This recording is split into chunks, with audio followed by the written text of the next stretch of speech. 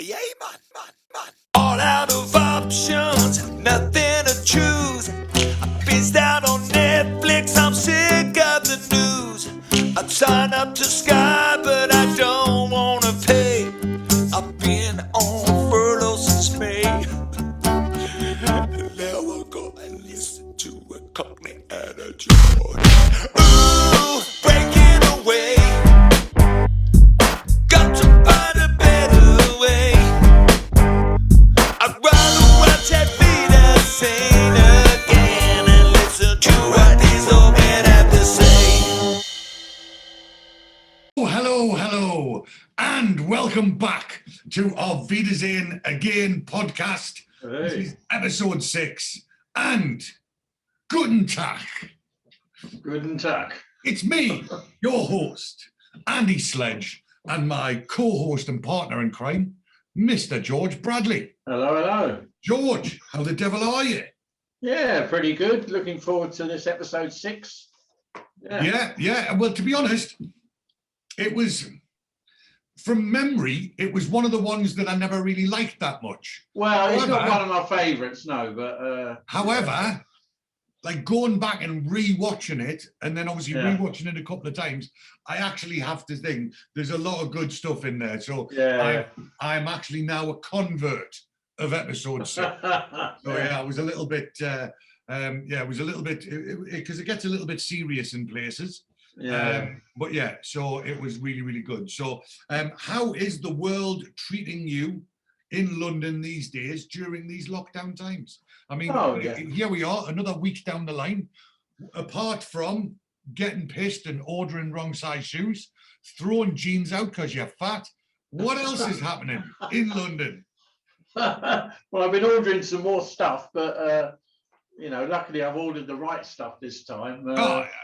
You've got the size right anyway, so you hadn't been drinking. Yeah, but I got those trainers. I mean, they were lovely. And then, of course, I had to package them immediately up and take them down the post office and send them back. But I bought another pair, the right size. Oh, you did? Oh, you sent them back. All right, good stuff. I haven't had the money yet, but I suppose that'll come. Where did you order them from? Oh, they were JD Sports. All right, you get them. They're a big company. They're not the kind of company that are going to rob you for the sake of 50 quid or whatever, 60, 70 quid or whatever. Yeah. 75. I personally am getting tucked right into the Jimmy Neal autobiography. All right, yeah. Yeah, so obviously, as we all know, we are doing a giveaway for the Pat Roach autobiography at the moment. We'll talk about that in a second. And so I ordered a couple of other books. So I've had the Pat Roach book for a while.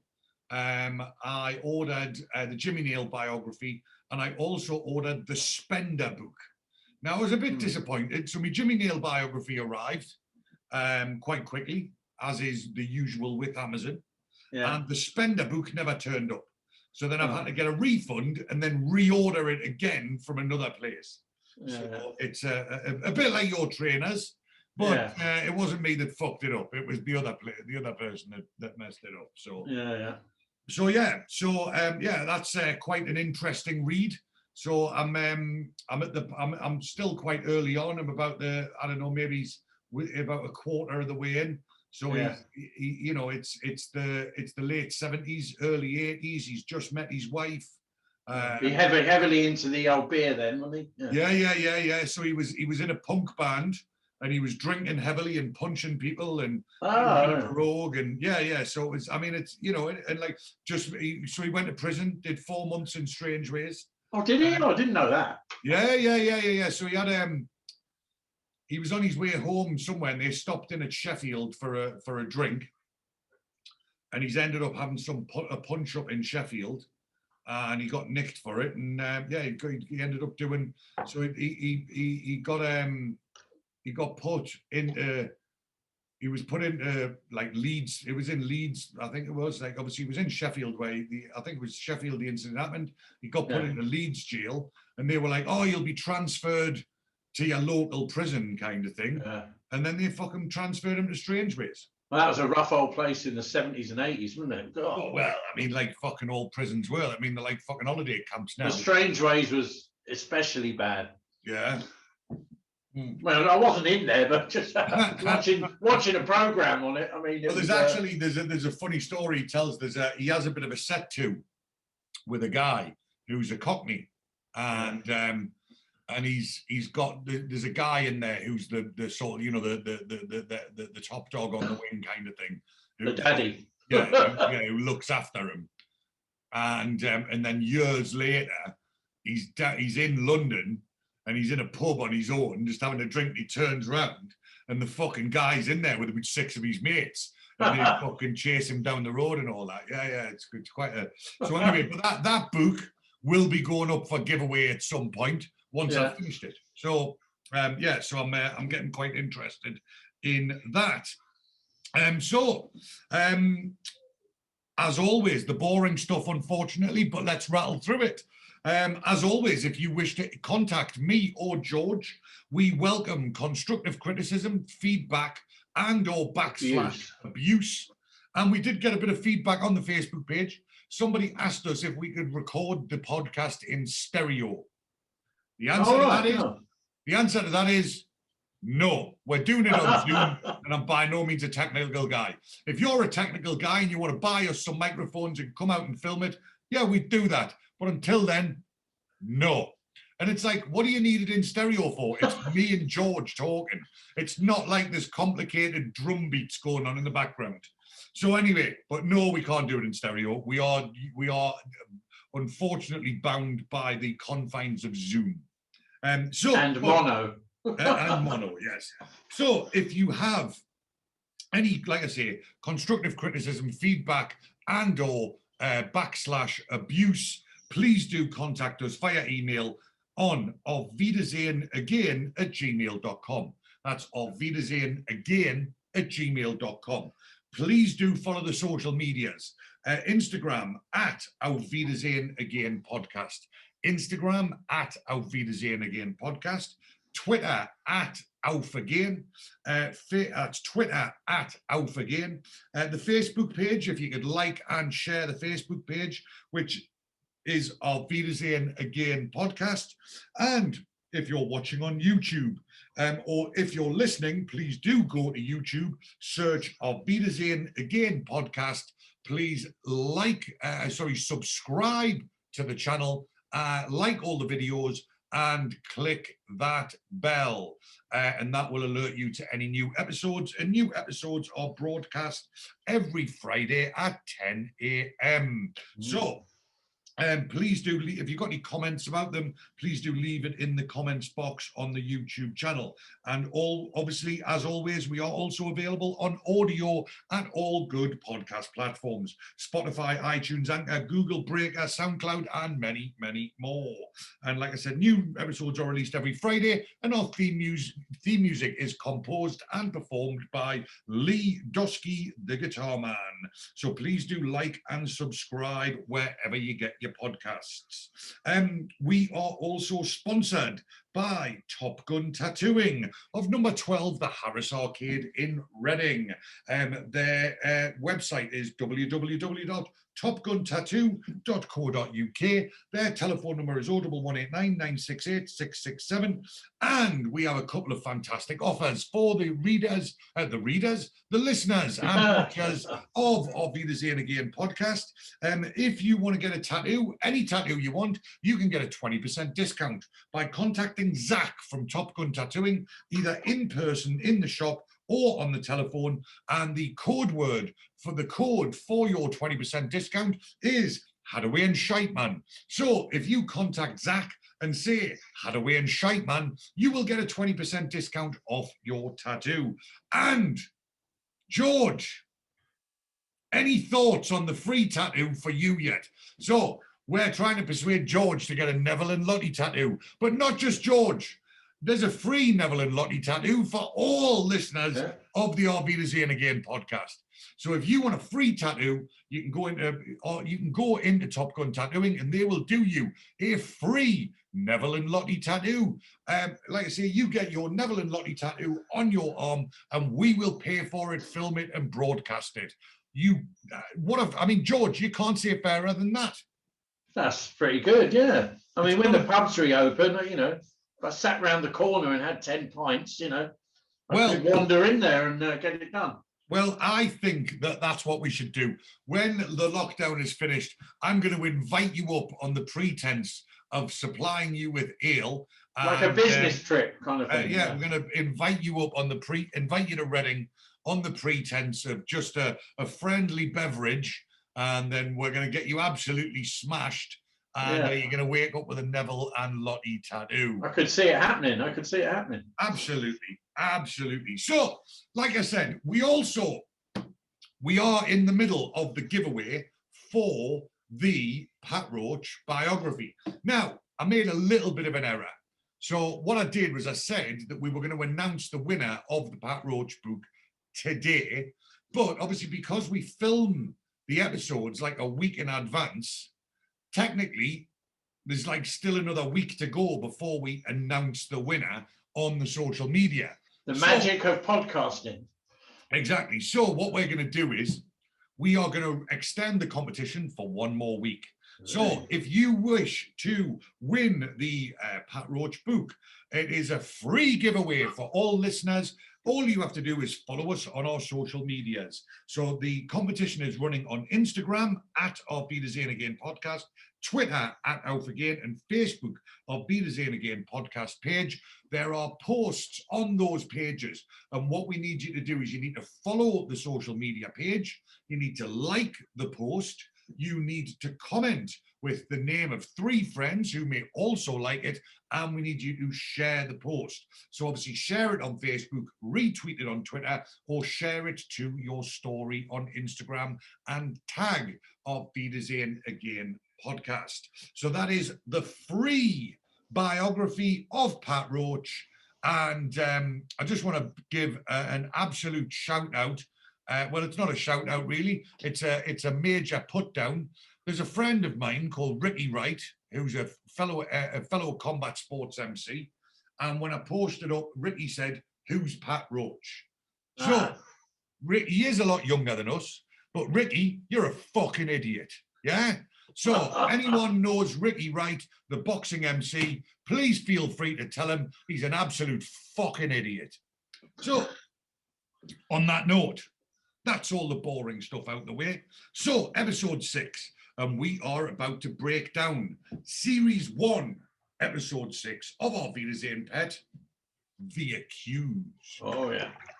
So, again, the only writing credit is given to Ian Lafreniere on his own, and there is quite a lot of credits given in this episode for the people that are in it. So obviously we're going to mention some of them as we go along. We will mention, and then obviously we'll hopefully catch up at the end and mention some of the credits. So the episode opens sort of as usual. There is they open on the site, and Barry and Neville are walking through the site. Now, this is Barry doing his usual shit and boring in-depth knowledge. Yeah. So Barry is attempting to impart his fantastic knowledge to Nev that he's been reading about natural medicines and homeopathic remedies. And, Barry doing his usual shit is boring the absolute pants off Neville. And he's following Neville. And Neville's like, yeah, very interesting, Barry, very interesting. and Neville's basically just cracking on with his day.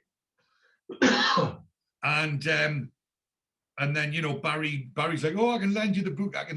And obviously, clearly, Neville's just not interested at all. And then Barry sort of cottons on that Neville is, it's time to start work. Neville's about to start work, and it's time for Barry to basically piss off and go and find his job.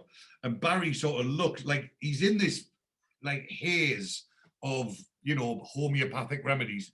And then he comes out of his little own world and he looks up and he's like, shit, I'm not supposed to be here. So then he walks off and he turns right, and then Neville's like, unpacking his stuff, and then he comes back and then he goes off left, and Barry's sort of wandering around in the background looking like a lost sheep. So Barry was that caught up in talking about homeopathic remedies that he forgot where he was for a second. So that's Barry even bored the pants off himself by the looks of things. So they then cut, and Oz is actually working with some Germans. I mean, I don't know how he feels about this. But did you hear what he says? So they've got one of them big cement tubes, and they're laying the cement down. And there's a little like quiet joke there. Did you hear it? No. Ah, right. So there's the German's got and whether he's German or Turkish or whatever, the other worker's got this big cement tube, and it's got a lever on, and he pulls the lever and the cement comes rushing out, and he's filling up the gaps, and he pulls the lever and a load of cement comes rushing out, and you hear Oz quite quietly go, "Oh, that feels better." So like Oz is actually making a joke to taking a big shit. So so like I say, Oz working with the Germans, which is unusual.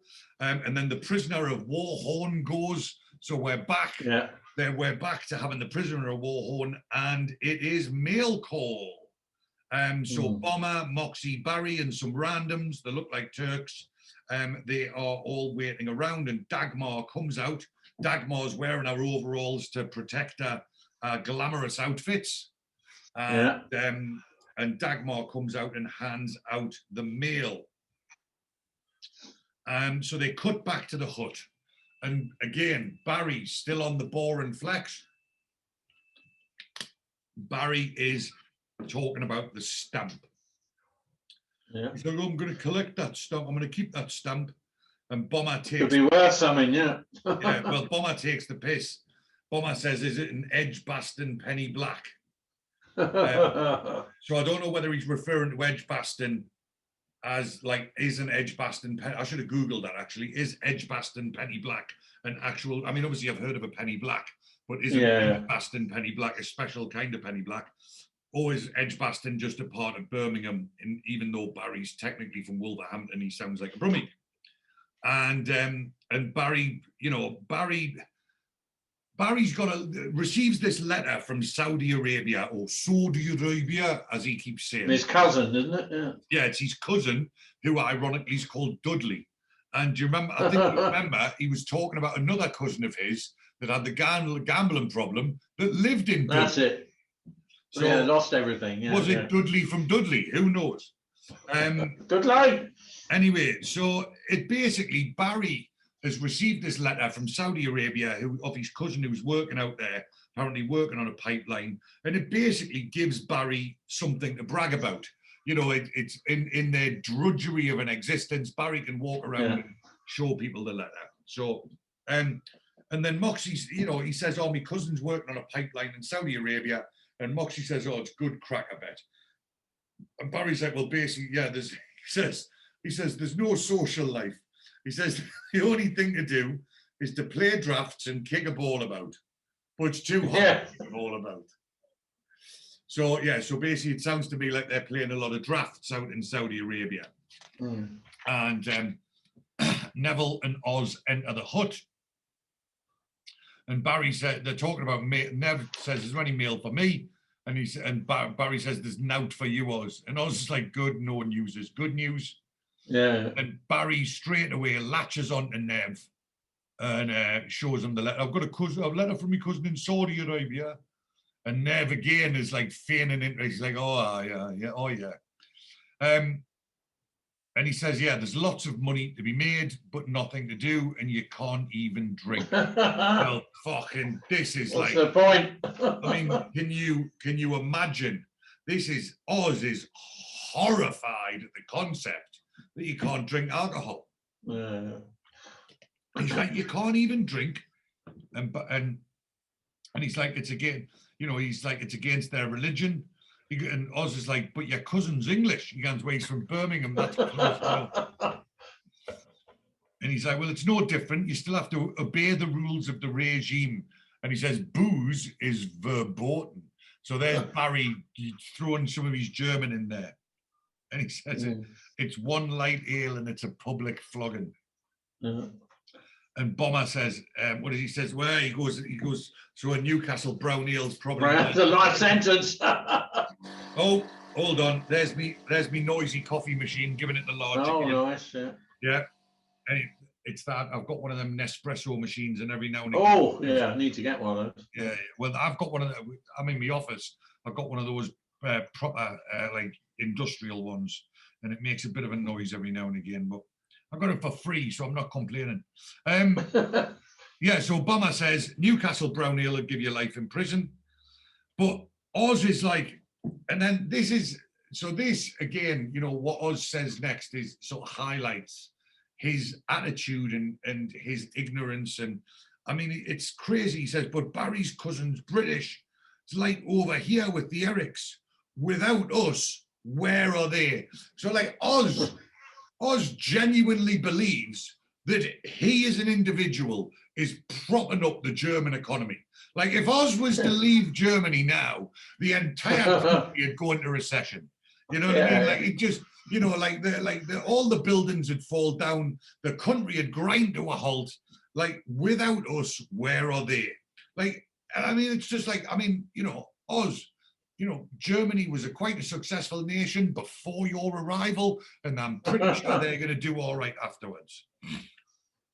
And then Oz, again, like absolute insanity. He says, if we broke the law over here, we wouldn't be subject to the Eric's rules, would we? And everyone's like, are you fucking mental? Yeah, and Moxie's like, and Moxie does a good stammer there. He's like, of course we are. It's their laws. And Oz is like, I'm just saying, doesn't give them the right to flog us in a marketplace. So obviously they're talking about the laws of that particular country. And this is, you know, it's very much about to set the tone for what's about to happen later. Because, you know, this is the first time that anyone has a bit of a brush with the law. Yeah. So again, they're outside the hut.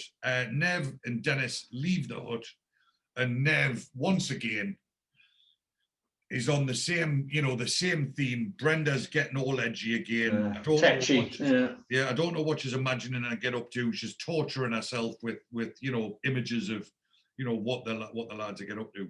And Den says, send her a Polaroid of this dump. It'll put her mind to rest. And you know, Neville's quite right. You know, he says, when she sees the crack I'm sending home, she must realise there's very little left for me to enjoy. So obviously Neville clearly is sending the majority of the money that he earns home. You know, so and I'm sure he's very, very open, and you know, she knows. You know, I'm sure Brenda knows how much money they're earning. You know, so, you know, what is it, like, you know, the 60 quid a day or whatever. So, you know, 300 quid a week or whatever. You know, whether say it's 300 quid a week, you know, Neville probably sends home 2 or 250. You know what I mean? Like, you know, he's not exactly keeping a lot back for himself. So unlike Oz, but, you know, exactly. And you know, so it's you know, Dennis once again, you know, the voice of reason. And he says, you know, she's lonely, and, you know, this is the worst time now. It's been a few weeks. So, I mean, it's, you know, we're on episode 6, so, you know, it's 6 weeks. But obviously, you know, there's some of the, you know, I think it was on episode 2, they said it was 3 weeks, or it was the end of episode 1 was 3 weeks. But what I'm saying is, you know, it's probably in real time, we're probably looking at 2 to 3 months at least, probably 3 months that they've been away. So, Neville's like, I miss her, God knows. And anyway, Dennis says, look, I'm going back for the weekend. I'll drop in if you like. And Neville's like, oh, yeah, I've got to see the solicitor to sort things out. And Neville's like, the divorce going through. And Dennis says, it looks like it's all over, bar the shouting or the cheering in Vera's case. And then Neville says something really stupid. So, I mean, clearly, Vera is instigated having a divorce. Vera wants a divorce. Yeah. She's the one that's fucking put this ball in motion. And then Neville says, Howie, I don't think she's any happier about this than you. Well, she fucking clearly is, mate. She's the one that's fucking done it. Yeah. Anyway, so Dennis is like, who knows? Again, I think he's being a bit diplomatic instead of just calling Neville a bit of a bellend. So he says, I'm going into the capo's office to check the flights. And Neville says, maybe I'll come with you. I'm with you. So Helmet turns up. Helmet. Hello, Helmet. And Neville and Helmet proceed to have a wee chat. And anyway, so then they cut and Oz is walking around the corner and a German who's on the scaffolding. I mean, obviously the health and safety involved is very, very low. And this German falls off and knocks stuff over. And, again, Oz being Oz, you'd think that, a co-worker fell off a scaffolding and had an accident. The first thing you'd do would be to express a bit of concern for his well-being. You're incompetent. Yeah. Oz goes absolutely mental. And he's basically, it looks like Oz is about to go and wear the German in. I suppose it's a good case for wearing hard hats there as well. Well, exactly. Yes, we'll put that one down in the health and safety book. Anyway, so like Oz goes for the German and Bomber pulls him back, which is, and there's no harm done. And then obviously the German pipes up in German and Oz is like, what does he say? And Helmet's like, look, it was an accident. And Oz says, accident bollocks, you lot are incompetent. And then Nev, tries to be the peacemaker. He says nobody did it on purpose. And Oz, again, just very, very, very confrontational. He's like, you would take their side. You want to decide what shoe fits you. Yeah. I was like, what?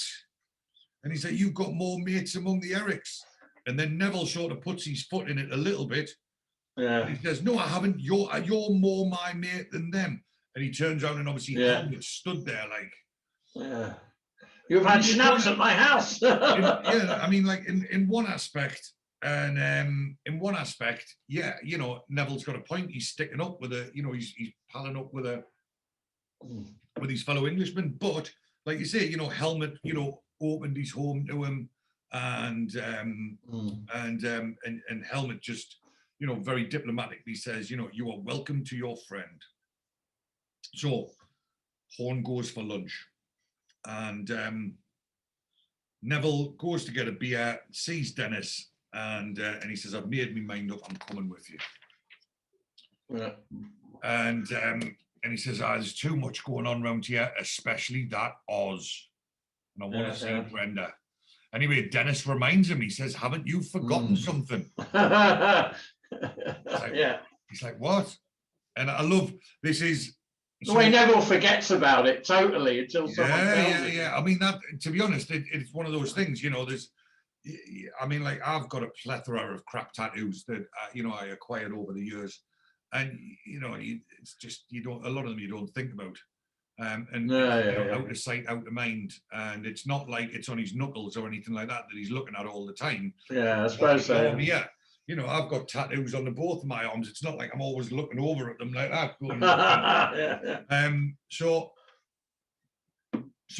but this is, and then Dennis, in his typical fashion, is very eloquent in the way that he describes it. He doesn't just say your tattoo. He says, that incriminating masterpiece on your upper arm. And he's like, oh God, I got used to it. I forgot about it. Anyway, he's like, a good job I mentioned it, and Neville sort of plays with his sleeve a bit. So, you know, they cut back to the hut. Dennis is packing his gear, and Barry and Wayne are discussing a new bar in town. And you see, this is, you know, quite, this is, you know, shows how good of an actor Timothy Spall is, and you know, I don't know whether this was directed or, you know, whatever, but you see the way Barry's trying to apply the deodorant. It's like, you know, Barry's got this thing of deodorant and he's trying to put it on. And like, initially I thought, oh, he's fucking putting boot polish on his fucking armpits or something. You know? Like, you know, he fucked it up. But it was like, it's clearly, you know, Barry's got this thing of deodorant and the way that he's... Was it a roll-on? I can't remember. Well, it's just... the way that he's applying this deodorant is like, it's like the most alien thing in the world to him. And yeah, it's quite funny. And anyway, so Wayne talks about this bar and he says it's packed full of strumpet. Good sounds, yeah. And so obviously then Bomber tried to, and Bomber in typical fashion, he says, "That'll do, Bomber, but I likes it."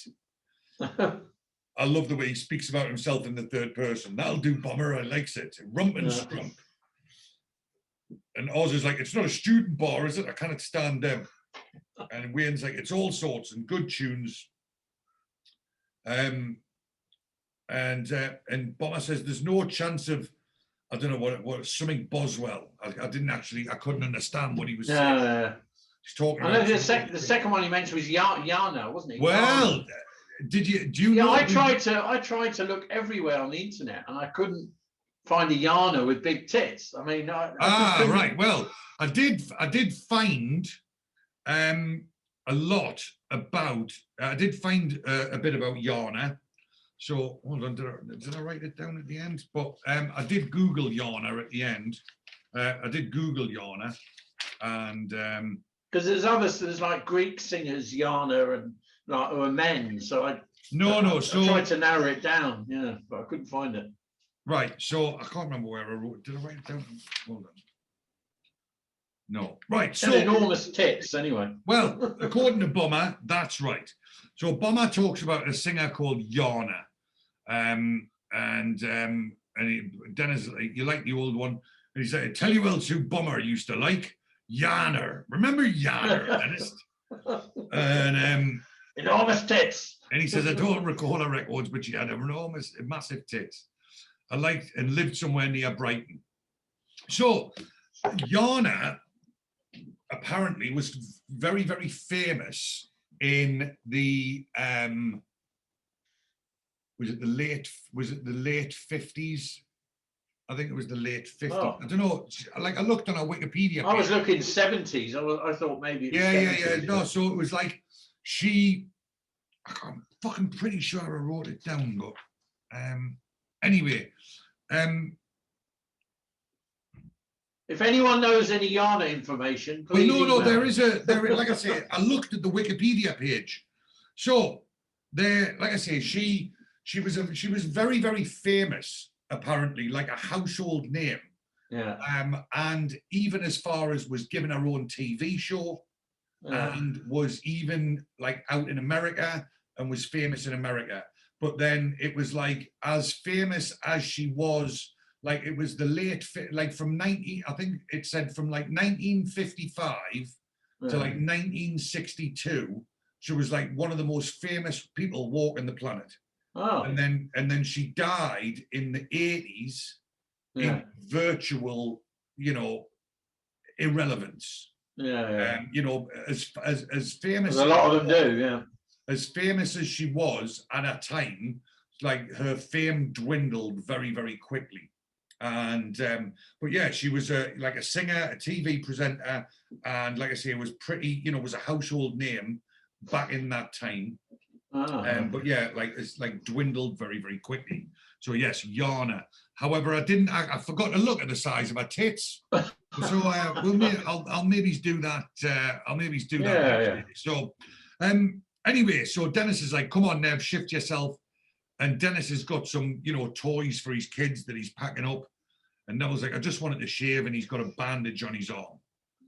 This is the deception to hide the tattoo. And Wayne's like, did you get fixed up? And he's like, yeah, it was a great idea.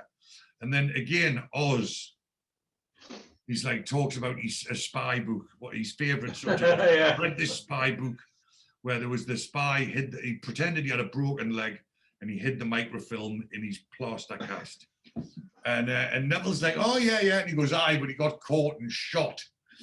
And Neville's like, yeah, cheers, Oz, thanks for that. Like, obviously filling him with confidence as he's about to go back. So Den's like, I'm ready. And Moxie says, have a pint of bitter for me. And again, this we actually spoke about it last week? Yeah, exhibition beer. Yeah, here we go. So Den says, it's not called bitter. Where we come from, it's called exhibition. And Oz says it's the best beer you can get, pal, and he is right. So again, they're talking about Newcastle exhibition, which, you know, well, as a teetotaler with over 6 years sobriety under me belt, the thought of a pint of exhibition does make me mouth water a little bit. What kind of, was it strong or was it? No, well, yeah, probably about, 4.5%. It wasn't like a Lukey juice. It wasn't like a 5% Lukey juice or anything like that. Wife beater, yeah, maybe it's like 4.2 or 4.5 or something. Maybe, I don't know. But like I say, it was like I say, it was like a cross between a lager and a bitter, and it was just a gorgeous pint. But it was a Blue Star beer, and you could only get it in like your local Blue Star pub. Yeah. Like they didn't sell it in the town centre bars, you know what I mean? But yeah, pint of extra. It was like, if you I used to go to the social club with my granddad on a Saturday or a Sunday afternoon, and that was what you would drink if you were in the social club with your granddad. Pint of exhibition. Oh, yeah. Euphoric recall for a pint of exhibition. Okay, we won't dwell on it too much then. Yeah. Exactly. Let's put that out of my mind. So, Wayne says, can you bring the papers back Sunday?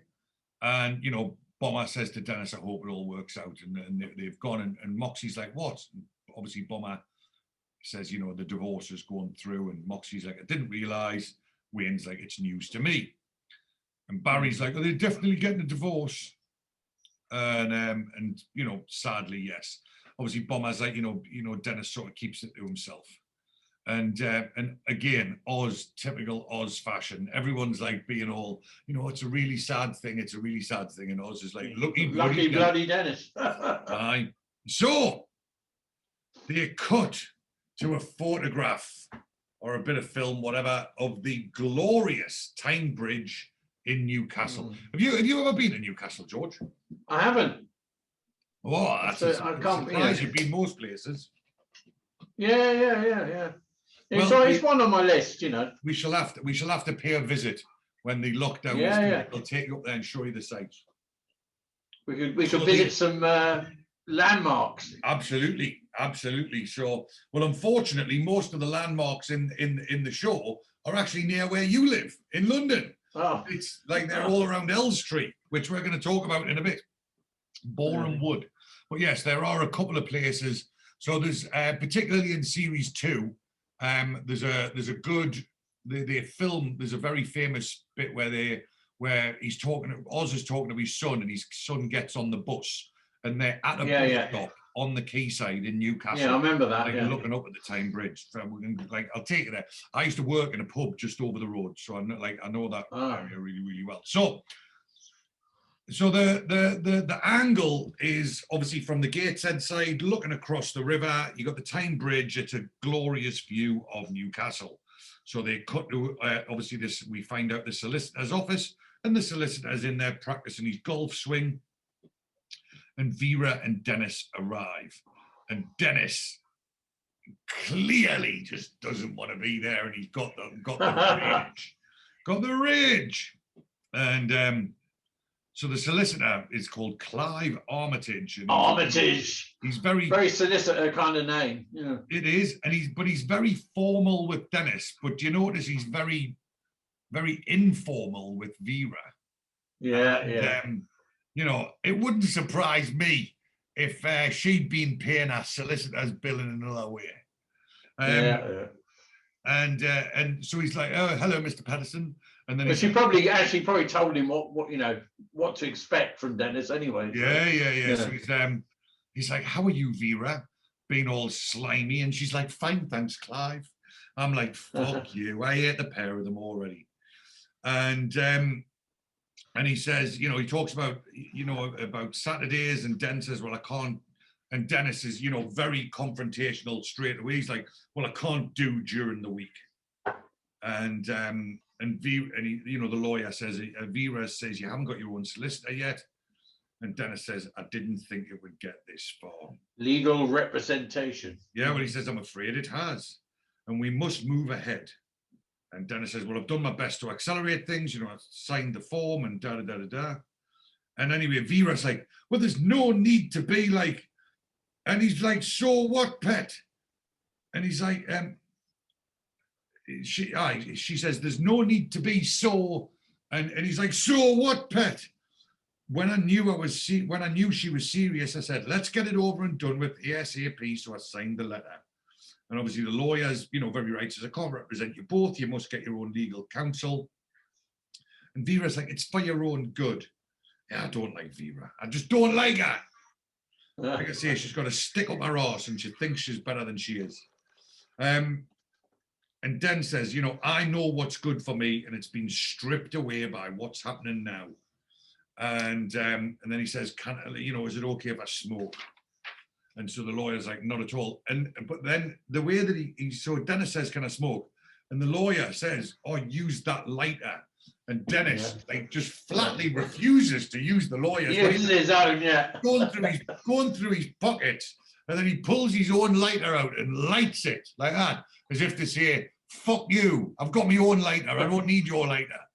And it's quite the way that he does it is quite funny. He's like, and then lights his tab.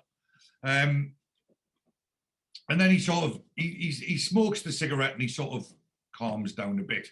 And then, look, the lawyer's just doing his job. He's like, there needs to be a legal split of the assets and maintenance and access to the children. And Dennis is like, there's always more than you figure out. I'll get a solicitor. And he asks how long it's going to take. And he says, decree nisi in about 3 months. And then 6 weeks later, you get it to make it absolute. And Dennis, so Dennis has clearly been sort of clinging on to the idea that that even though Vera's talking about divorce, he's been clinging on and clinging on and clinging on. Thinks he's been railroaded a bit, I think. Yeah, but and then obviously, he's gone away to Germany.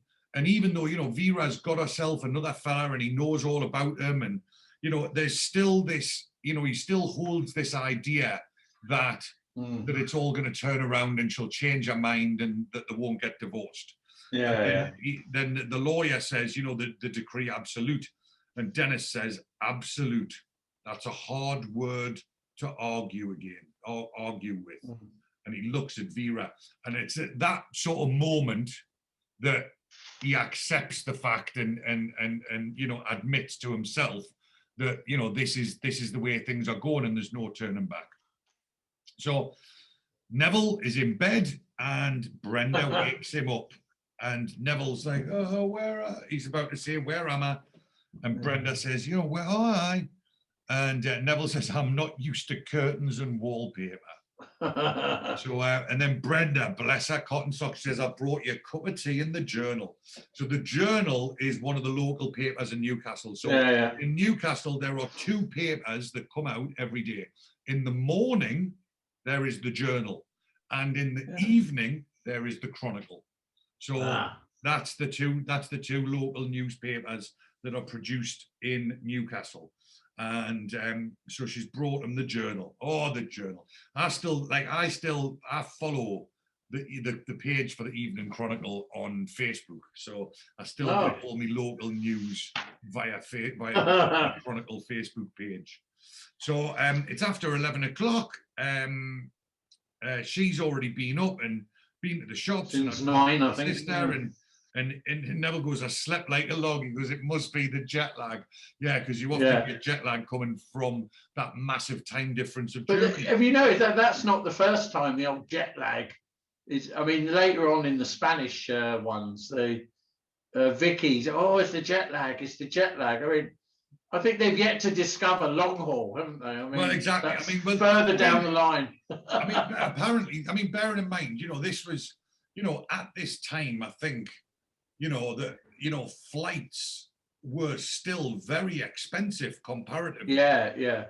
It's not like today where you can get a fucking sleazy jet or a fucking Ryan shithole air, for like 15 quid or whatever. If you want to go on Ryanair with no luggage and you book far enough in advance, you can, with no bells and whistles, you can do it for 20 quid. You know what I mean? Don't get me wrong.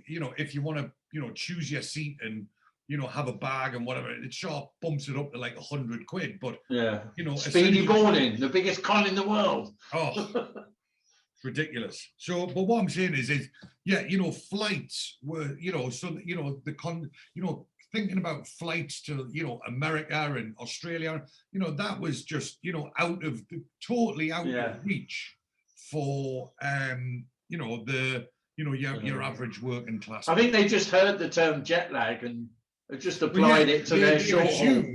They've assumed that if you go on a jet, you get jet lag. It's not about, because it's all about the time difference. But anyway, so Brenda accuses him of having too many late nights, and Nev makes a joke, and he goes, "I've not seen my bed for a week." And again, sets things up for later on.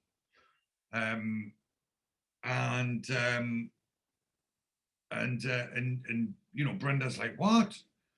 And he says, whose bed have you been in? And Neville's like, "I don't know where you get these ideas from."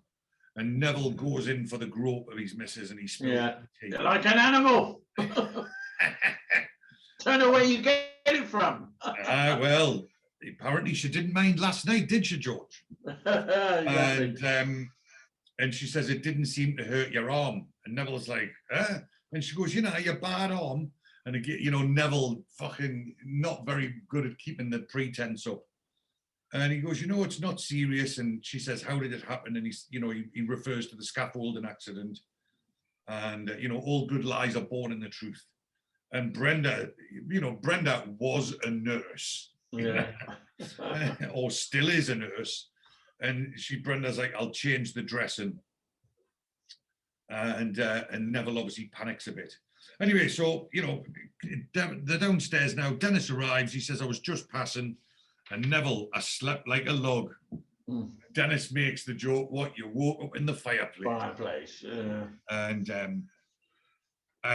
whereas Brenda, Neville offers to make tea. And Dennis has other ideas. He says, "Let's go down for a pint down the Magpie." So obviously a magpie is the symbol of the Newcastle United football team. So obviously they're not referring to a real pub, I would assume, but that's a fantastic Geordie pub name, the Magpie. Dennis says he's got an hour to kill. I'm picking up the bairns at 1 o'clock for the day, right? Which, as we find out very, very soon, isn't actually the case. And again, if there wasn't enough reasons to hate Vera, we're about to come onto them. Oh, yeah. So he talks about where he's going to take them. Says it's too cold for the beach and they're a bit young for the match. And it's even too cold in August. And he says, we'll wait until they get a bit older before we inflict the misery of the football. And Dennis then says, how's your arm? He says, it's a narrow escape. And she wanted to change the dressing, but I told her there was ointment on there that had the set. And what did you tell her? It was aeroplane glue. And he says, anyway, that's nothing compared to the deception that she thinks you're up to. Anyway, Neville, when he's alone with Dennis, I've set her mind at straight. I've set her mind straight on that. I've set her mind at rest. You need to be firm. Neville is anything but firm. So Neville's like all of a sudden man of the house. I think he's just pleased that he's got past that little incident. I think exactly. And Dennis says, "Well, I should have sought your advice earlier." And Neville says, how does it go? And he says, get your skates on, well, let's get that pint. So they say that they talk about a pint, and then it cuts to a couple of pints, but it's actually the bar in Germany. Yeah. And it's Moxie. And have you seen the head on the pint?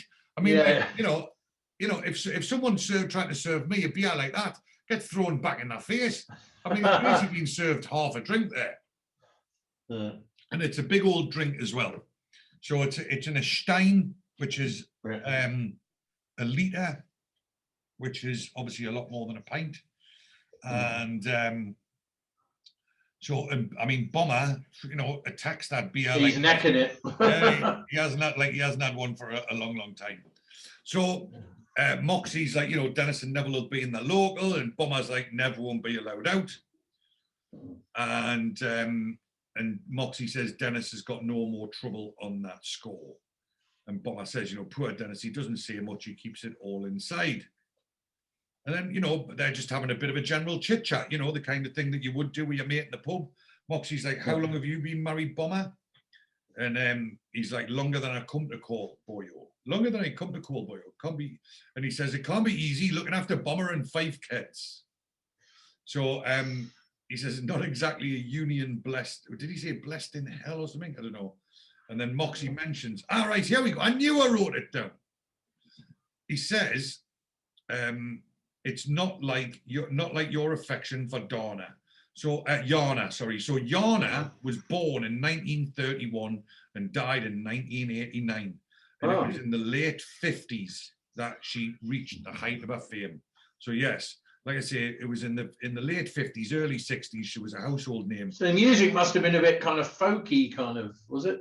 Probably. I mean, I didn't have a look on YouTube or anything, but yeah. So like I say, from the sort of early 60s, so 25 years later, she died, and apparently in relative obscurity in the latter part of her life. And obviously, Bomber says she don't know about that. When you talk about it's like your affection for Yana, she don't know about that.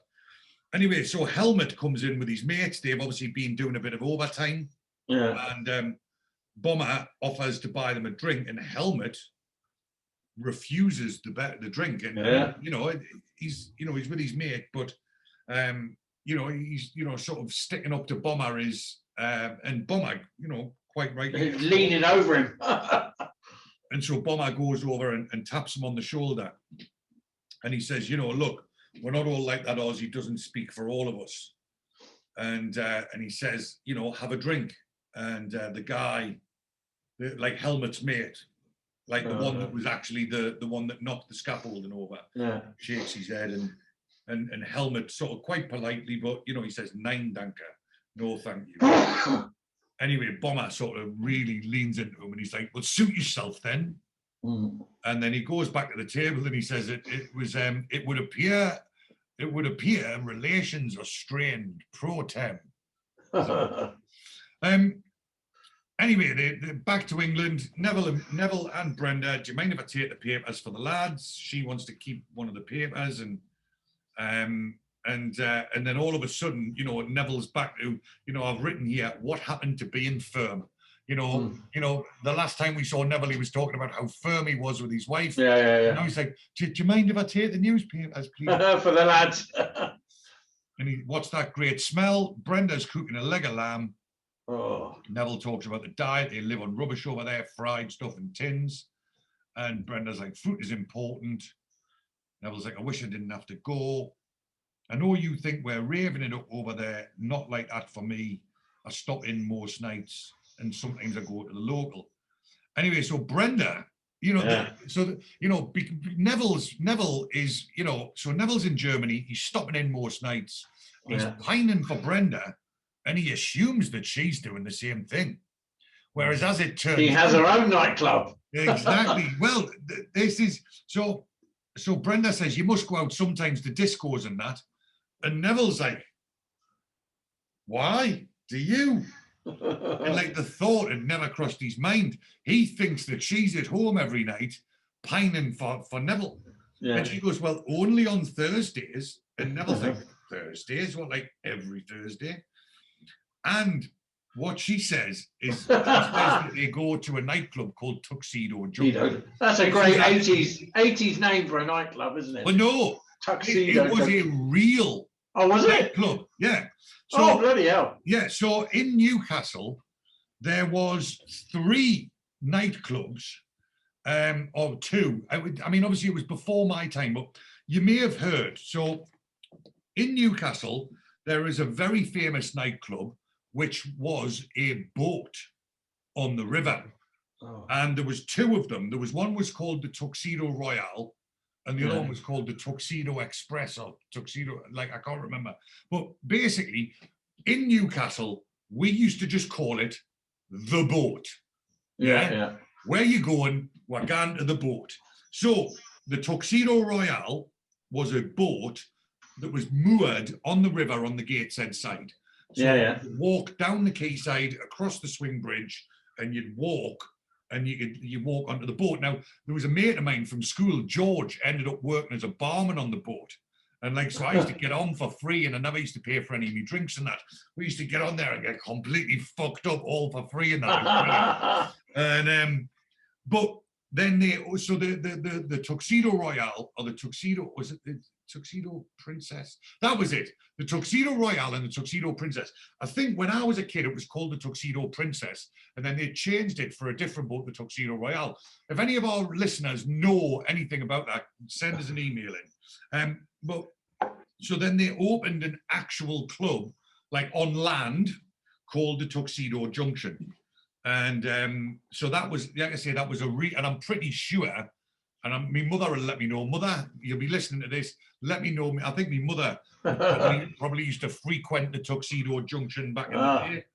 And she can probably let us know if girls got in for free on a Thursday. So Neville was like horrified, what's Tuxedo Junction? And Brenda's like, oh, it's very, very classy, very exclusive. All the footballers go there. And Neville's like, oh, do they? And Brenda's like, why? Don't you trust me? And he's like, about as much as you trust me. And she goes, well, that's okay then, isn't it? So so like Brenda's planted that seed. Anyway, they cut to Dennis and Vera's Vera. Yeah. And again, just Vera is a very, very horrible fucking person. Yeah.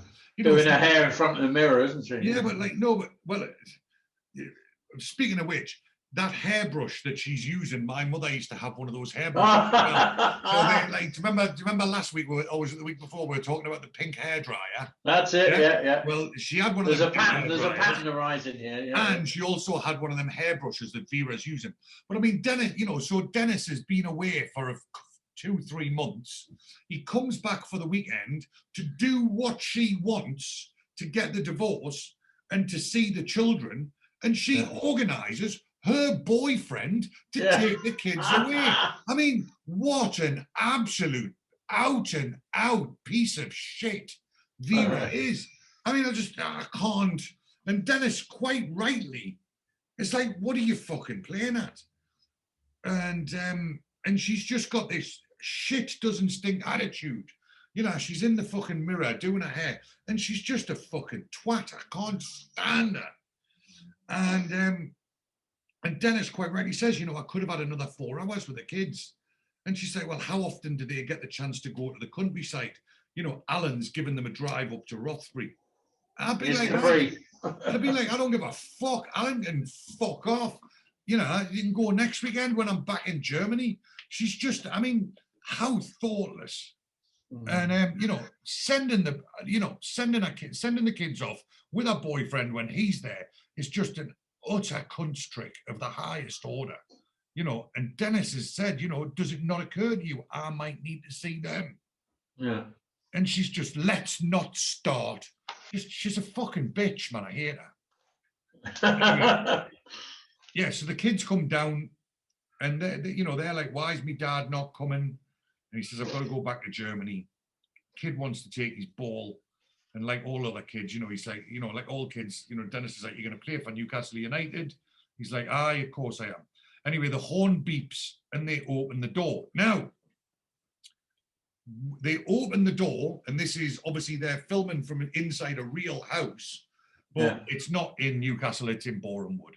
So apparently they're supposed to live in Berkeley, aren't they, which is in sort of Gateshead, but this is in Boreham Wood, just near the studios. And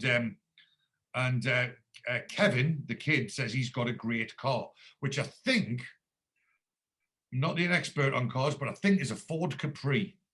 Yeah, I don't know which mark it is. It's a Ford Capri. So that was the boy racer car of the 80s. Well, that was what I was going to say. I would assume that having a Ford Capri back in those days was like the biggest status symbol. I had an Escort Mark II gear, which was all right, but not. I mean, the Ford Capri was the business. Oh, was it? Was that the one? Can you actually drive? Can you, George? Well, that's another story for another time. Do you have a driving license? No. All right, I was going to say, because I mean, essentially where you live, it's ridiculous. You wouldn't want a car where you live. No. You live. I smashed up the Escort. Oh, did you? We'll it's another story, another time. Yeah. Anyway, so they're leaving the house, and there's a very sort of awkward dynamic between between Vera and Dennis. Anyway, he sort of gives her a peck on the cheek and sends her on her way. So they're back in Dusseldorf. There's a shot of the trams. And that is actually in Dusseldorf, as we've discussed before, those trams. And Moxie is in the hut. Sneezing. Moxie's sick as a chip as usual. And you actually get where Moxie is. He's at the other end of the hut. And you sort of get a view of the bottom end of the hut, which you don't often see. Well, in fact, that might be the only time you see it. So there's obviously a little sort of storagey place down the bottom end of the hut, so they're at the bottom end of the hut, and they come round, and Dennis and Neville comes back in the hut, and he's like, "Do you have a good time?" And Dennis is like, "Where is everyone?" And Moxie's like, "They've gone to the town." So obviously Moxie's, like you say, sneezing, full of cold, and he's like offers to make them tea. And Neville, sits down, and he's like, it straight away hits home that, he's gone from being in the loving, bosom of his missus and family home to being back on the site in Dusseldorf. And Neville says, "What a depressing place. Sunday night in a hut in Dusseldorf." And Moxie says, especially after going home. Neville says, "Too true." So then inquires, do you know where everyone is? And Moxie says, "Yeah, New Wayne, but it's the new bar Wayne found across the square in the old town from where the paddies drink. What does he say? Mix, whatever. It's where the Irish people drink." And he says, "What do you say, Nev? I'll be suicidal if I stay here any longer." And in Neville's famous last words, "A couple wouldn't hurt, would it?" Yeah, they'll be sure to find out. So they cut to the bar, and Barry and Bomber and Oz are in the bar. And again, Oz never gives a German accent. Yeah. "Welcome back to the fatherland. We told you that escape was impossible." And Neville's like, "Keep your voice down, Oz." And Dennis is like, "You'll get us murdered one day." And Oz is like, "You've only been back 2 minutes and you're on my back already," like as if he's done nothing, just again, completely oblivious. So Neville says he's going for a slash, then asks him to get 20 fags. And Neville goes to the cigarette machine, and in the background, there's a German girl arguing with her boyfriend. And straight away, she looks up and she sees Neville, and she's latches on. Bettina. Yeah, the fucking slag, eh? Yeah. And so she is clearly just wanting to do, to latch onto someone to make antagonize. Yeah. And she's just very manipulative of the situation and very manipulative of Neville. So she asks him for a cigarette, and then it's like the way that she hands him her lighter. And then he lights the lighter, and she grabs his hand, and just very manipulative. And Nev's obviously too nice and too naive. But they weren't his cigarettes, were they? But he they were does them Dennis's. anyway. You know, I mean, granted, they're probably very cheap in Germany. Yeah. And they're very but you know, like if I'd have asked him to get some snout and he's come back and there's one missing, I'm like, what are you doing? Anyway, so the German boyfriend looks over and he's obviously clearly got the rage. And yeah, it's quite a bad mullet as well, I think. From what I remember. Well spotted, Joe. He's got a cracking mullet. I mean, that is a very, very typical 80s mullet. And you know, if you look at the pop groups of the day, you know, that he could have fitted right in to any kind of 80s pop band there with that kind of mullet. And so, you know, the lads sort of like joke on that Neville's pulled. And, you know, they're like, never, jammy Arab. He was only with his wife a jiffy ago. Anyway, the slag asks for a drink and Neville panics and says he's going. I leave, sorry. But like Neville's obviously saying, I'm going, basically to try and get her to fuck off. But she's not, like, because bearing in mind, they've only just arrived. You know, they walked into the bar. Neville said he's going for a piss, then asked him to get some cigarettes. He's getting the cigarettes and this fucking slag latches onto him, right? And he says, oh, I'm going to go. And she's like, all right, I'll come with you kind of thing. I'll share your cab. She's not put off. And, you know, this is, you know, again, Neville, remember what you said? You just need to be firm with them. Yeah. You know, Neville's like crumbles like a week-old biscuit. And, you know, Neville comes back to the lads. He says, I've dropped myself right in it. And they all accuse him of trying to bang the slag. And Neville's like, don't be stupid. I'm just sharing a cab. And Bomber's like, you'll be like run up a drain pipe. Yeah. So anyway, so Neville and I'm going to stop calling. I'll just keep on writing slag in them. So Neville and the slag leave. So, so Neville drops her off and she's like, walk me, it's dark. And again, Neville like an idiot. And you see you see them from behind walking into looks like potentially a rough council estate in Dusseldorf. And it's all in Hamburg. And anyway, so they're back in the bar and you know, Dennis is questioning what's so special about this bar. You know, they've been, they were, singing the praises. And Barry's like, yeah, it was a Bomber. Yeah, sorry, Bomber was, Friday and Saturday night, it was, wall to wall with Strumpet was, Chocker. That's right, it was Chocker with Strumpet. And Dennis sort of teased them up here for a bit of a joke. He's like, so you and Oz were here both nights. And they, oh, yeah. And he goes, well, you frightened them off. And Bomber says, I told Oz not to use his charm. And Oz, with his usual answer, is like, bollocks, man.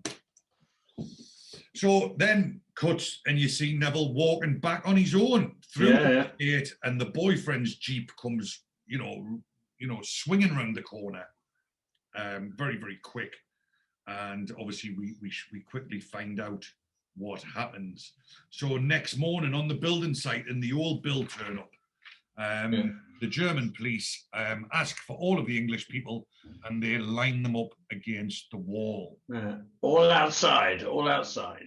Yeah. Well, sorry, yeah, so that's it. So Herr Ulrich comes in and starts asking for them, but, all the lads are taking the piss out of Nev because he got back early. They're calling them Quicksilver. Oz calls him Quicksilver Nev, insinuating that he had sex with a girl and didn't last very long. Mm-hmm. So they line them up, everyone goes outside after a herald asked them, they line them up, and he says, only the British. Anyway, the slag gets out the car with her face all bashed up, and straight away she picks out Nev. And it's very, very clear, the penny then drops to us what has happened. So they cut to the old Bill station. Again, the old Bill station is a location in Hamburg.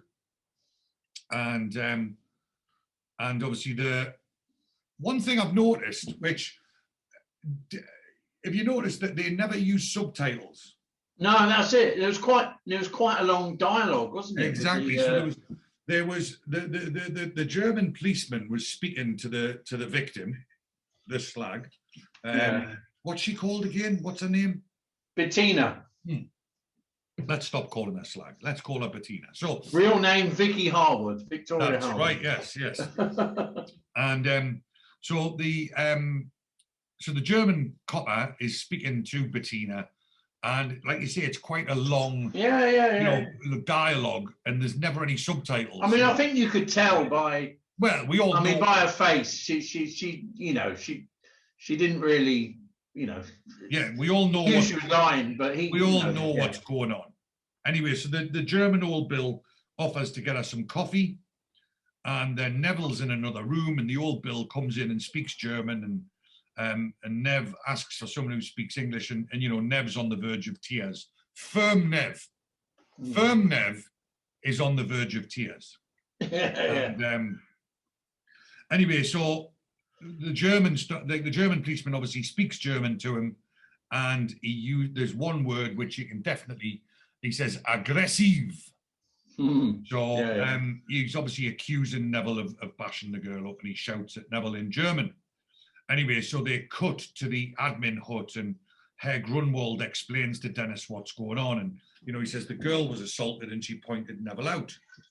And Herr Grunwald he's a bit like sort of wants to wash his hands of the situation. He went, look, that's what happened. Like, this is what happened. There's nothing we can do about it.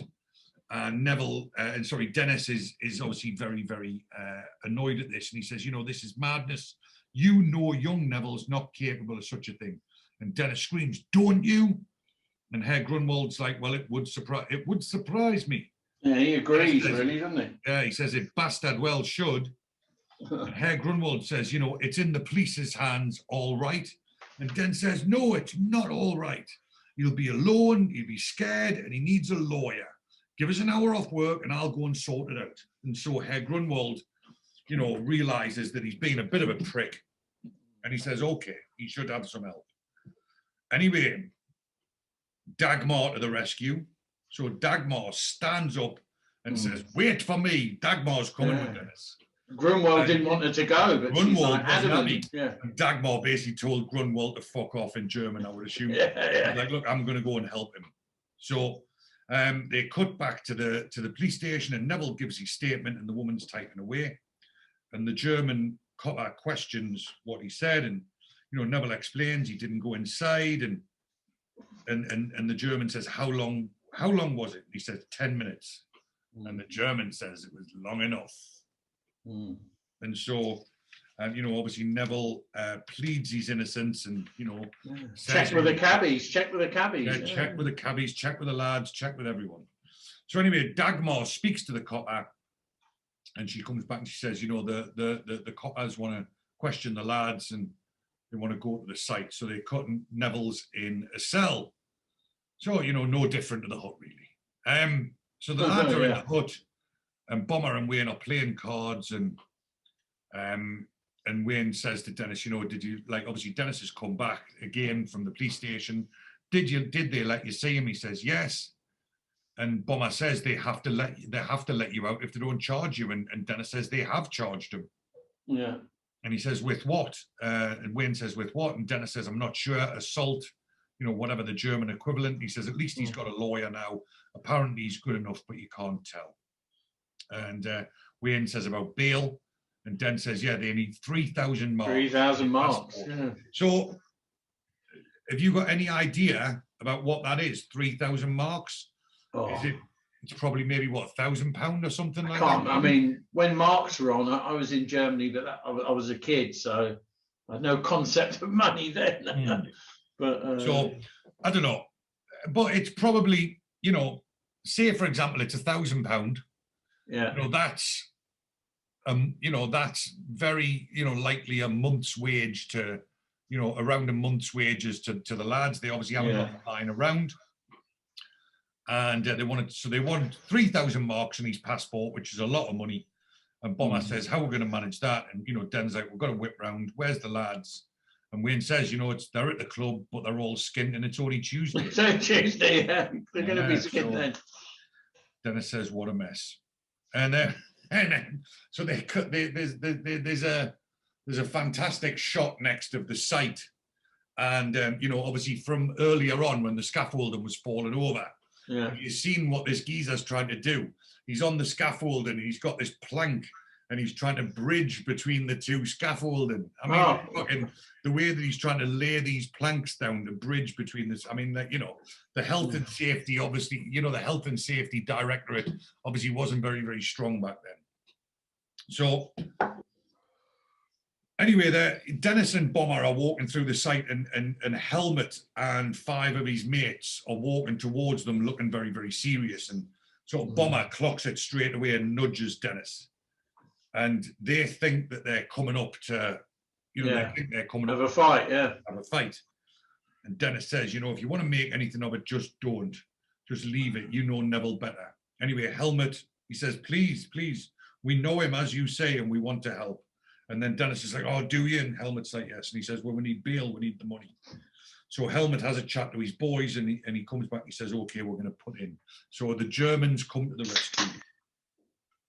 And then the biggest disaster you could possibly imagine. So Oz is walking through the site and Ulrich comes out and says, you've got to come in the office. And Oz is like, well, I'm only 2 minutes late. He goes, no, telephone from England. And he goes, it's not for me. And he goes, but please take it. And anyway, so he picks up the phone and Brenda, and he says, who's that? And Brenda says, who am I speaking to? And he says, it's Ozzy, which is the first and only time he's called Ozzy. It's Ozzy. And she says, it's Brenda on the line. And Brenda starts firing questions at Oz. Where's Neville? Da, da, da. And Oz fucks it up badly. And he's like, he's trying to, oh, you there? Oh, I think, it said connection is unstable there. But I don't know if that's mine or your end there, George. Hopefully that won't, we'll gloss straight around. So yes, so your video is definitely frozen a bit. But anyway, we're going to crack on. Can you hear me? All right. So for all of our listeners, George has been a little bit, George's internet connection's got a little bit down there. Oh, he's back. Here we go. So anyway, so Oz basically drops Neville right in it. And he says he's had a bit of bother, like. So then Oz is on site and he goes to Dennis and he confesses what he's done. He says that Brenda's on her way over. So anyway, Dennis says to Oz that, the Erics are having a whip round for the bail. And Oz looks quite sheepish. And he's like, what's the matter? He says, I've got bad news. Brenda's coming over. And Dennis says, yeah. So again, cut back to the police station and Dennis and Helmet, they meet the lawyer, Hans Bauer. And the lawyer speaks English. And he outlines that he's normally given, because he speaks English, he's given all of the English cases. Normally football hooligans, many Englander and Scots too. They're my butter and bread. Butter and bread, yeah, I noticed that. Wrong way round. But yeah, so the lawyer is, again, we're going to talk about him later. He was a German guy, but he lived in England and he was in quite a lot of films, including like Escape to Victory and stuff like that. Oh, right, okay. I didn't recognise him. Yeah, so Dennis introduces Helmet. Him and the lawyer obviously speak German. And the lawyer says he doesn't think there's a case to answer. The lawyer straight up, he says to her, this bird's, her story is full of holes. He says, I'm now has many holes. He says, I'm now going to do my homework. And Dennis, he's going to speak to the witnesses, and Dennis says he'll bring the lads in. So, Dennis says in German, Helmet says in German, let's talk about this after we get Neville out. And they hand over a paper bag full of the money. And it's obviously, he says, did you win it at poker school? And he then says, no, what a whip round. And Helmet explains in German. And the lawyer says, Neville has many good friends. So Neville, he's out of jail, he's in a taxi, and he's very, very tearful. Oh, yeah. Dennis says, do you want to stop and get a drink? He says, no. He says, let's get back. And he says, we would have had you out earlier if we'd have had the money. And Neville, the lawyer said you had a whip round. And Dennis says, you need to thank Helmet and the Erics, which I thought Erics was a word that they used behind the Germans' back. But like Dennis just says the Helmet and the Erics straight in front of Helmet. Well, they made it up themselves, so they, But that was it. They used the word Eric to speak about them so he says they can talk about them in front of their face. When they talk about Eric, it's so the Germans think they're just talking about a friend of theirs. But anyway, so Neville cries and he says, "Get it out your system before you meet the lads." Yeah. And Neville, he says, "That's a great saying." Yeah, great saying. Yeah. He says, "I never thought I'd miss," and we were like, there was a bit of a pregnant pause. "I never thought I'd miss Oz." Oz. So Neville's been missing Oz while he's been in the shovel. And anyway, so they're back in the hut, and they've had the girl's statement translated, and Dennis is reading the statement, and he says, that the lawyer's right. It's full of holes. When the police turned up, she ran away. And Oz was like, "What's the point?" And Dennis said, "Well, she ran away. She didn't want to make a statement. She was obviously protecting someone." And then Barry the twat starts talking about, well, most rape victims don't like the stigma, and that makes everyone feel better. And Dennis is like, "Look, she's trying to protect someone." And then Nev, the penny drops. He says, "The boyfriend, the bloke she was in the bar with." And Barry said, there was one bloke she was having a bit of a ding dong with, and he looked beady when Nev went off. I mean, surely they would have thought about this before. But anyway, the penny drops. So, and then Wayne says, "Look, she was trying to pull you to get up the other geezer's nose." And Helmet's in the hut, and he says, "I'll get my friends and we'll go and have a look." Yeah. And Oz is ready for a bit of vengeance. Beat the shit out of him. Yeah. Oz is like, "Let's find the bastards and give them a good scudding." And Dennis quite rightly says, "You stay put, Oz." And Bomber stands up and he says, "Pipe down, Pranet." So Bomber puts Oz in his place. And Helmet, very reasonably says, "Look, we know the bars, we speak the language, we'll go and ask some questions." And Bomber says, "You'll still need someone to identify them." And so Barry and Bomber volunteer to go with them. And Neb says, "I think they had a Jeep." So Moxie is offering coffee, and Wayne says, "Do you want to go for a couple of pints?" And Neville says, "Let you know who your friends are at a time like this." And says, "Does that?" And he says, "Listen, right." So then Dennis says, "Look, I need to tell you something." And obviously Oz realizes the bomb that's about. He's off. And Oz gets the fuck out of there as quick as possible. So Oz runs off. And then Dennis says, "Brenda's coming over." And Neville's like, "What?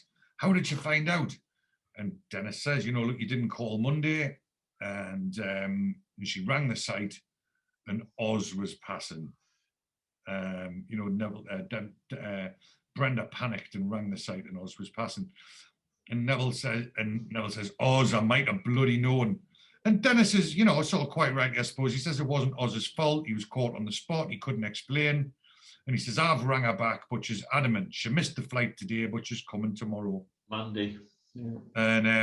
And Neville says, "They should have kept me locked up, lad."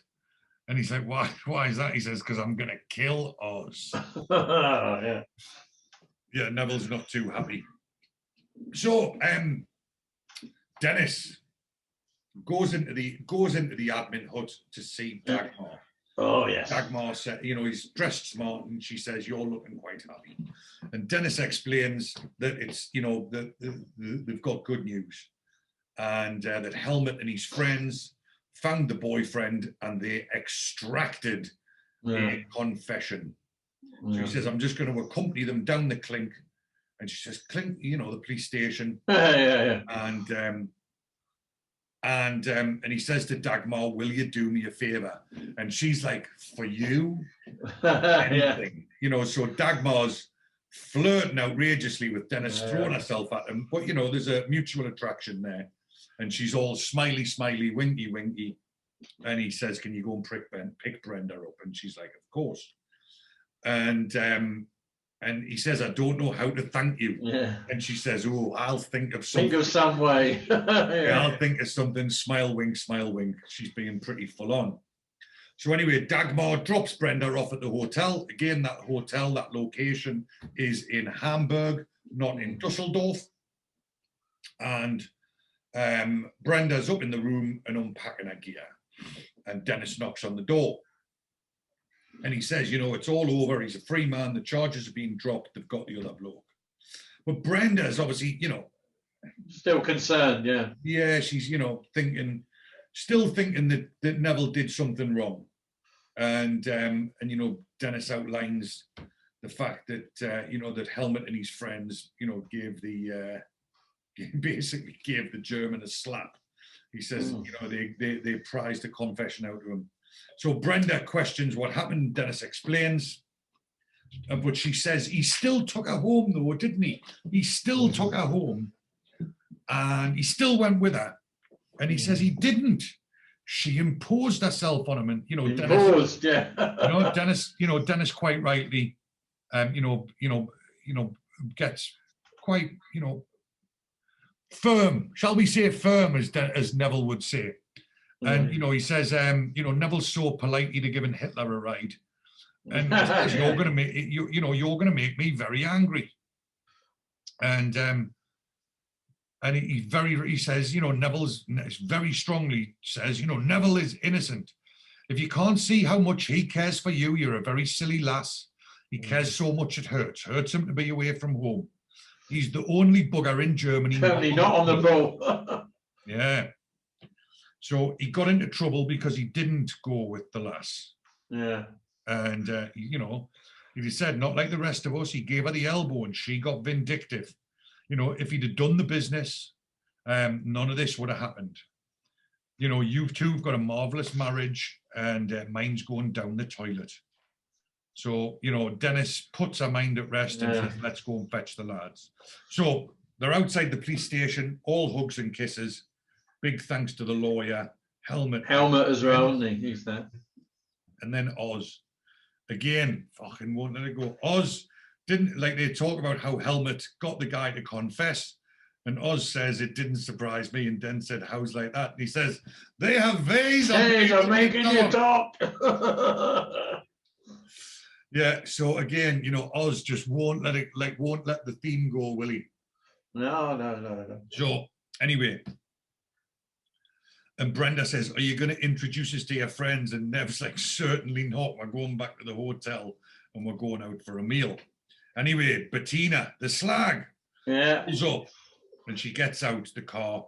And obviously, clearly, Neville has got the rage and he sort of, he steps towards her, doesn't he? Yeah. He moves towards her. And Brenda pulls him back and says, never mind, Pet, she's not worth it. And the lawyer offers to give them a ride back to the hotel. Well, Barry steps in. Barry's like, I suppose you're going to go to bed with your wife and all that, and starts basically talking about sex. And Neville's like, it's none of your business. And Barry says, I think you should take precautions. It's like, it's got nothing to do with you. Brenda's on the pill. And Barry says, well, he says, I think you should wear this though. And he pulls the bandage out his pocket for Neville to put on his arm. So they cut to the admin hut, and Neville and Dennis walks in and he makes a joke. He says, "Is mein Führer out?" Meaning Herr Grunwald. And he gives Dagmar a little present, and she's a box of chocolates. It looks like box of chocolates or something. Clearly, she's very, very happy to receive it. And she says, "What about the happy couple?"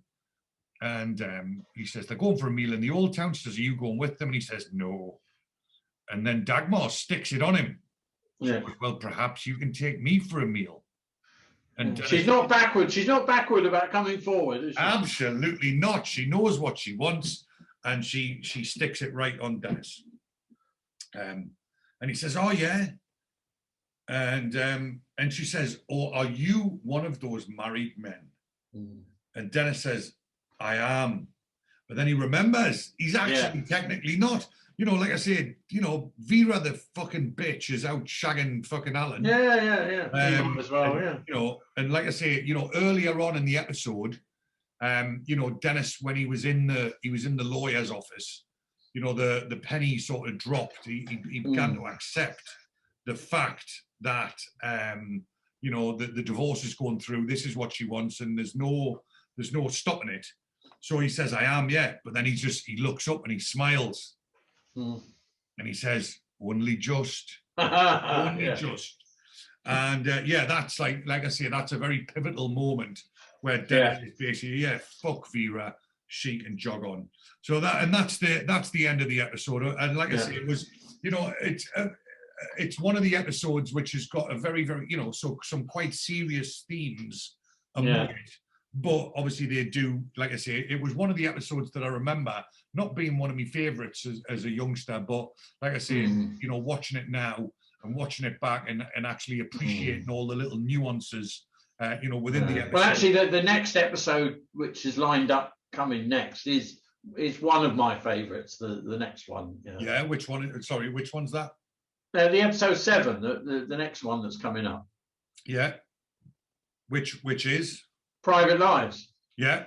Okay. And this is about this is when Dennis and Dagmar And hotel and they get in. Won't say it now, but there's a classic scene with Barry. Exactly. Let's not talk about it. But basically, Dennis, like I say, this is a pivotal moment for Dennis. You know, he had the realization at the lawyer's office in Newcastle, and now he, like I say, he looks up and he goes, "Only just," and he's smiling. And that's the moment he's like, right, fuck Vera, I'm gonna start seeing Dagmar. So so like I say, there was a lot of credits, as usual. Herr Grunwald, Herr Ulrich, Helmut, Dagmar, Vera, Brenda, the Slag, Bettina, even Alan got a credit in this episode. He was on for like half a second without any dialogue, so I was a bit surprised about that. The detective. In the German Detective Vormann, the lawyer, Mr. Armitage, the lawyer, Hans Bauer. Like I say, I wrote it down, he was, like I say, he was born in Germany, but he died in England, and he spent a lot of his time in England. He was called Michael Wolff, and he was in Escape to Victory, A Bridge Too Far, The Saint, Doctor. He's on A Bridge Too Far. Oh, yeah. And so he was in same as Helmut. Helmut was in A Bridge Too Far as well. Yeah. There you go. So so like I say, he was one of them. And like I said, Bettina was called Victoria Harwood. She was in Sid and Nancy, I think. She was. Yeah. She was. Yeah. And so the stenographer from the German police station, she got a mention. The two Dennis's kids, Kevin and Angela, and as usual, the German worker and the barman. So that is series 1, episode 6, The Accused, and we will be back next week with episode 7. So please, if you got any feedback, please do give us an email on Auf Wiedersehen Again @gmail.com. Do follow the social medias, Instagram @Auf Wiedersehen Again Podcast, Twitter @Auf Again, Facebook. Please like and share the Facebook page, Auf Wiedersehen Again Podcast, and do subscribe to the YouTube channel, like the videos, and click that bell. The YouTube channel of Wiedersehen Again Podcast. And remember, the giveaway is running for one more week, which is the Pat Roach book. So if you want to enter that, please do go to the posts on the social media channels, and like I say, follow the social media, like the post, tag a couple of friends, and share the post. Again, if you want to be listen on audio, we are on Spotify, iTunes, Anchor, Google Greater, and many, many more. New episodes are released every Friday at 10 a.m. And as we mentioned, the music is written and performed by the guitar man, Lee Dosky. So please do like and subscribe wherever you get your podcasts. Remember, we are sponsored by Top Gun Tattooing, number 12, the Harris Arcade in Reading. That's topguntattoo.co.uk, 01189 968 667. And remember, you get a 20% discount with the code Hadaway and Shiteman by speaking to Zach. And remember, a free Neville and Lockie tattoo for every listener of the podcast. So that is it, George, for episode 6. We're nearly, we're sort of, I think there's 13 episodes in the series, so we're halfway. By next week, we'll be over halfway through. And so that's it for me and you. And so, until next week, George. Auf Wiedersehen. Auf Wiedersehen Pet. Oh, yeah, man. All out of options.